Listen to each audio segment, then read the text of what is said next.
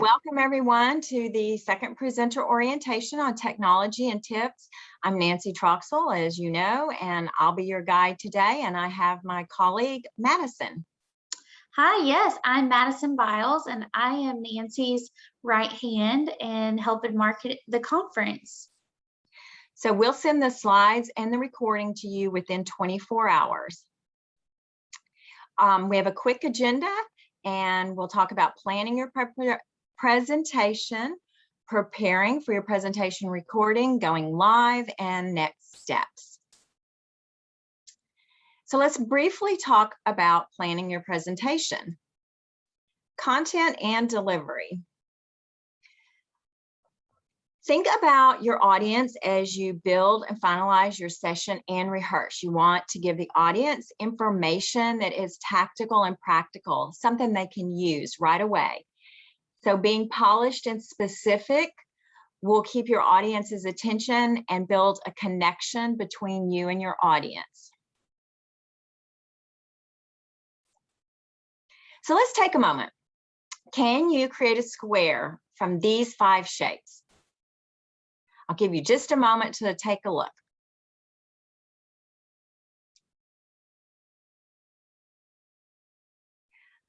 It's brain tease. How are you doing? Well, how did you do? Right here. So simple. It's a reminder about how easy it is to do some interaction right off of the bat. You can think about the most engaging sessions you've attended. What did they do to elicit that feeling and engage you? Interaction can shift perspectives and regain attention. So provide those attention-grabbing tips and tricks that provoke teams to act, and your session will linger long after they've attended. In honor of the Olympics, let's all admire the amount of hours that these athletes have spent practicing. And then maybe we won't apply the same amount to our sessions. But the point is the amount of practice it takes to deliver a stellar suggestion. As you've watched yourself on Zoom this last year, what have you noticed that's made you a better presenter? One element that never fails is rehearsing, and we can't emphasize that enough. The camera is your audience. Look into their eyes. Let's talk about preparing for your presentation recording. Why pre-record? We're planning for an in-person event. Registrations are happening every day, and we anticipate that the number of participants will create a valuable experience. There is much to be said for an intimate audience and the opportunity to have that intimate conversation. Our participants comment on evaluations, how they have found their people, their tribe, when they come to our event. In these times, having a backup plan is a best practice, and that's our key purpose for your pre-recording.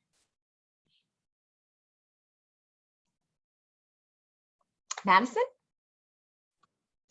Yeah, so there was a link included in Nancy's recent email about scheduling your pre-record through Calendly. And so we will manage the recording, and I will guide you through the process on the day and the time you are scheduled. You'll use Calendly to set a time that works for your calendar, and it's going to be a 75-minute block when you book that will allow for a technology, audio, and visual check prior to your recording. Plus, you should have plenty of time to practice your presentation, and that will allow for a pause, a regroup, or reset that you might need during your recording. The recording will be with your camera on, and both you and your slides will be showing. And if you when you deliver the recording and then say you realize there are slides you want to modify, so we must have these final slides by September 3rd. And then Nancy, you can go to the next slide. Okay. So get ready for your close-up. Don't be intimidated if your office doesn't look like this. Mine doesn't either. However, I do have most of that equipment, and y'all have all often been presenting from home throughout this last year and a half. So I feel like that you probably have a setup that you're comfortable with. The point is, you want to think through all of these things as you are setting up your environment for pre-recording. Madison? Yeah, and so since many of us have been working from home, you may already be set up. However, if you need anything on this list or want to upgrade, now is the time to prepare and rehearse with your equipment. The technology gremlins show up randomly, so consider using a wired connection. Affordable Ethernet cables are readily available and add a major insurance that you will stay connected. Use a headset with a mic, earbuds with a mic, or a webcam with an external mic. And then be sure and print out copies of your slides so you won't miss a beat if you encounter a glitch.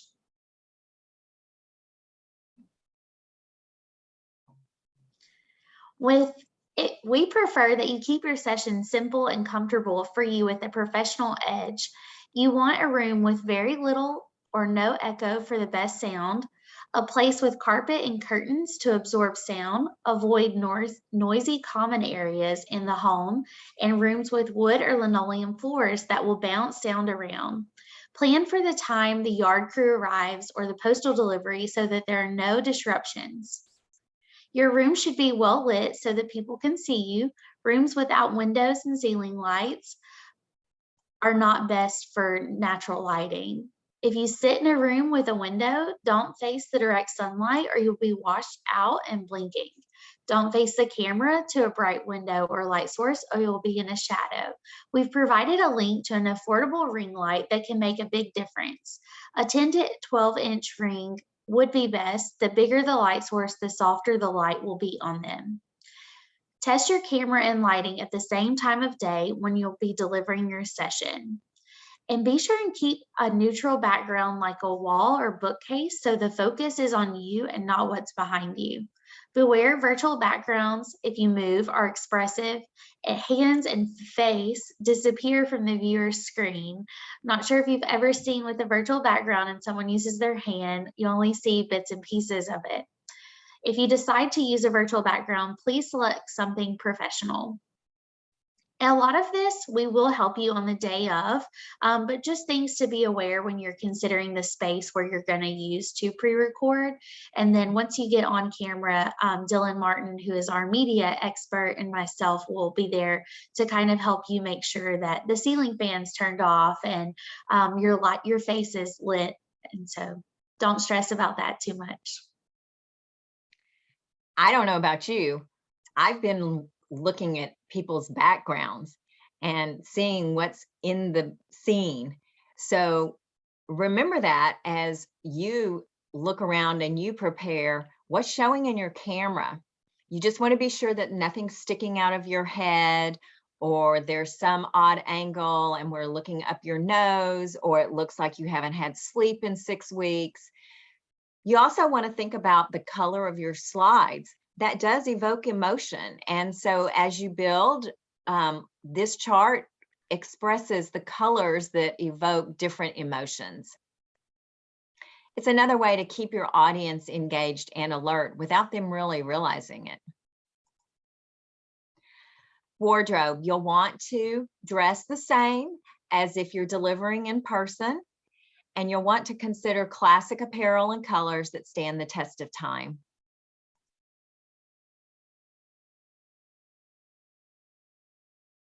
So Zoom has a robust knowledge base should you need any help.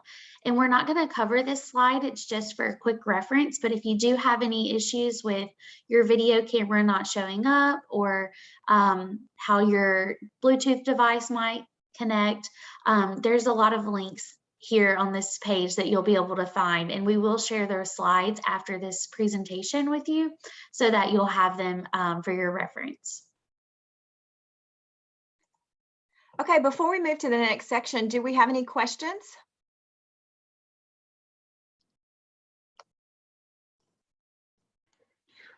Grace has one. For those of us, yes, you're coming into live. For those of us who are going to be in Houston, are we to record as well? Yes, we're asking for all speakers to pre-record their sessions. Okay, thank you. You're welcome. All right, well, let's move on to live. So let your housemates know that you'll be unavailable and log off of Wi-Fi with any of those devices that you're not using. I promise no one will miss you for 75 minutes because they're going to be dialed into what it is you're saying. You'll want to also close out all applications on your computer that you're not using so that you don't have any bells or beeps barking at you while you're delivering. And then think about the dog, the yard maintenance crew, the children, the television. All of those should be relegated to other rooms or turned off as much as you can. And then use this checklist the day before you log on. Are you ready for prime time? On the day of your session, you're going to join your Zoom. The Zoom link is included. Once you sign up using Calendly, you get a confirmation email that includes something to add to your calendar. And in that, we'll have the Zoom link that you need, the passcode to join. So everything, you want to make sure that you have anything you might need for your presentation at your fingertips. Stay calm if you have any technology issues. You will get my phone number, myself, so that you can contact me on the day of if for some reason you're not able to join the Zoom. And Dylan and myself will be able to talk you through and make sure that you're prepared for your session. And then just remember that you're a rock star and we really appreciate you pre-recording and speaking at the conference. And so on the day of, we will assure that technology works. We will look carefully at your background. Are you standing or sitting? Is your background uncluttered or visually appealing? We'll do a sound check. How you sound with your mic. Is it for lighting? Is it adequate? Are you well lit? What is the time of day, your session versus your day of rehearsal? Will the lighting be the same? As an overview, here's a process of how the session will work. Once you join, I will be on the Zoom and together we'll cover any of those last minute technology checks. Once you're ready, I will turn on the recording and turn my camera off, and you will begin your presentation by starting and introducing yourself and welcoming attendees for listening. Since this is going to be a pre-record, we would prefer that you don't mention it's a pre-recording. This is just the pre-recording is used for them to watch on demand, and we'll put it in our resource library after the fact. But it is nice to thank attendees for listening to your session. And then you'll start your presentation. Once you're ready to close, we would like if you would include a contact slide. So that way, if the attendees or anyone listening has any additional questions, that they know how to reach out to you to get those answered. And then once you are ready to close out, then I will hit the end recording button and we can wrap up if you have any questions on the next steps at that point. We are blocking the 75 minutes, but I don't think that we will need the whole time. And if we do, that's great too. We just want to ensure that enough time is blocked out on your calendar. And then remember to keep your introduction short. Otherwise, you might risk losing the audience's interest before you get to your content specific material. Your bio is in the app and on the website, so let your expertise unfold throughout the presentation. Provide only organization information that is relevant background to your presentation. If it's important for the audience to have context on the organization, such as size or maturity of your KM or PPM program and what it does, but this should be limited to the first 1 to 2 minutes of your presentation. And then at the end, just again, we would like you to thank your audience and close out your presentation. And do you have any questions on the day of your pre-recording? Jose, would you like to come off mute and you can ask your question out loud? Thank you. Good morning. I do have a question As we prepare our presentation and based on the suggestions, we're going to have some parts of the presentation where we are going to need interaction. Should we remove those from the recording? What types of interactions do you have planned as of right now? I really haven't thought of, but Okay. any interaction, I do have one plan where you may ask something to the audience directly regarding something very basic, like 2 or 3 people. Those should be removed.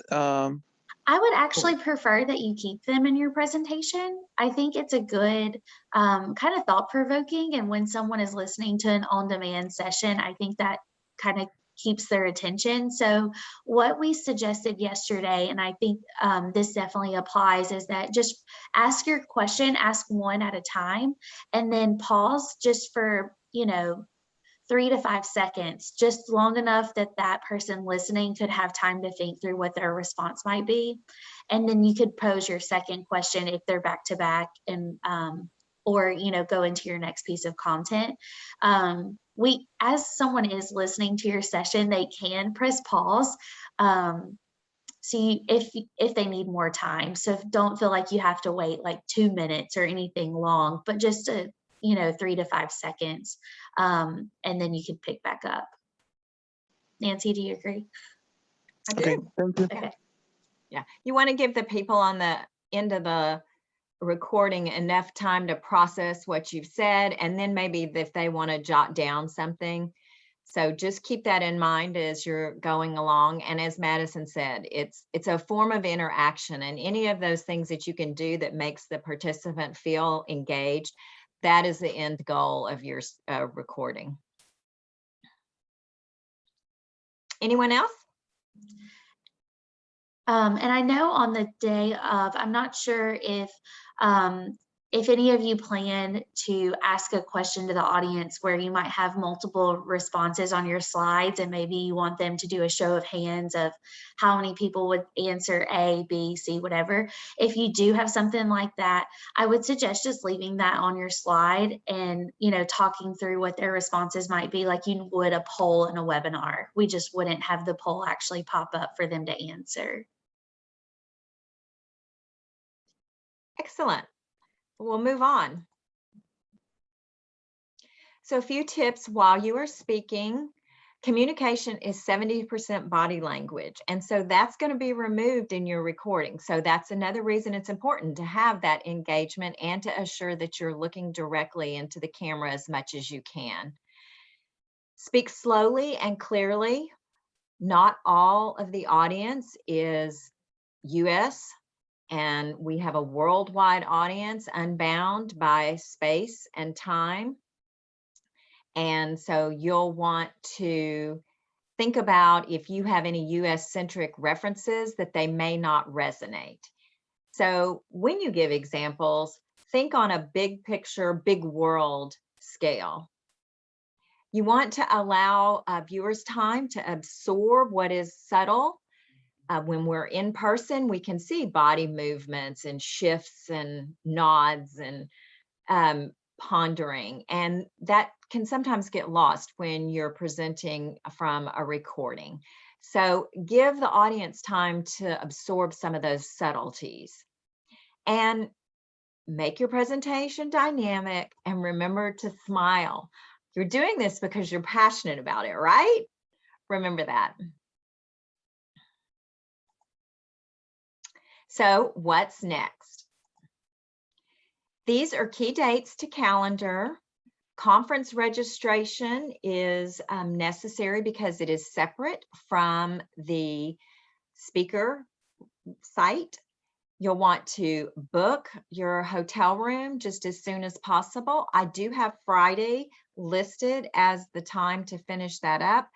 I want the speakers to be sure that they're going to be staying at the conference hotel if that's their desire. The rooms are on a first come, first served basis, and so you'll want to be sure you have a slot. Ultimately, you have until September 10th. You'll want to submit your slides by Friday, August 13th, and you'll enter those into the presentation information section in the speaker portal. And then you should be scheduled in communication with Brittany Dixon for your peer review call with APQC. And it's imperative that we have your slides by the 13th so that we can do the turnaround to have a chance to review all the slides and then create our comments to be able to be prepared on the call. And then the week of August 24th through September 1st, this is the pre-recording times that Madison has set up on Calendly. And then Friday, September 3rd is after you've made your recording. If for any reason you have updated a couple of things in your slides, we want to be assured that we have your final deck ready to go in September 3rd. And I will give you a link of where all of your final presentations will go. And that link will also be in your communication that you receive when you have your peer review. Do we have any questions about that? And I want to call out the speaker resources page. All of this information, if you don't want to sift through an email, we have all of this information on the speaker resources page, and it's this page we've designed just for you. The most important information you'll need to have handy is the link to the speaker portal and your registrant ID. That will help you log in. So health and safety is a shared responsibility. And for your well-being and for the well-being of our conference community on site, we are encouraging all attendees to take preventative measures. We are monitoring CDC, state, and local guidelines. 2 weeks prior to the event, all attendees will receive communication that specifically outlines the on-site protocols. Our website has the most up-to-date information, and we're regularly modifying that if that is needed. Also, our hotel partner, the Westin, and our audiovisual partners are key to creating an environment that has health and safety for you. And again, that information is on our website, and you click on the main site, and then you scroll to the health and safety section. You'll check in early on Wednesday, October 6th at registration, and then you'll visit the speaker ready room if you have any technology embedded in your presentation or just want to do a general technology check. You'll have a technologist specific to your room, and you'll want to arrive a minimum of 15 minutes before your session to assure that everything is set up and you're ready to go. And then guess what? It's time to go live and deliver a fantastic session. And I know y'all will be great. I also want to call out that you should please visit the website and look at the schedule. Confirm that you know the length of your session.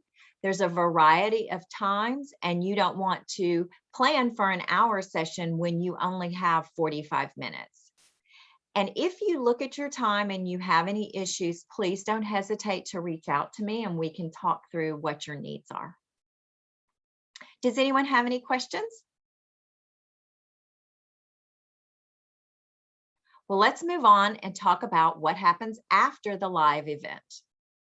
You'll receive an email from me, and it will, you can respond if you'd like to receive your evaluations about 2 weeks after the event.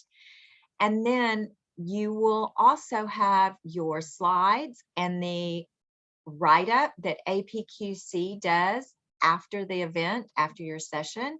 And we put both of those in the knowledge base. And that's only if you've given us permission. And remember, if you have some slides that you don't want to show that you've shown in your presentation and you don't want participants to have access to those, in the speaker portal, in the presentation needs section, there is the opportunity for you to upload shareable slides as well as handouts. Any other questions? Madison and I are available and will continue to guide you through this process. The conference will be here before you know it. It's about 65 days away.